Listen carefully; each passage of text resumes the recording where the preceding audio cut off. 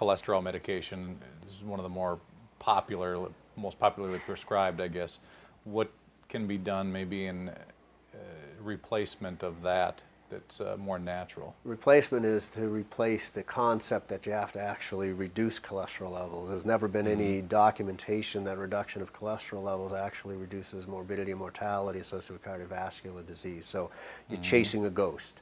You are chasing a ghost. And remember that cholesterol is a hormone produced by the body, predominantly produced by the liver. It's the very little that we actually ingest.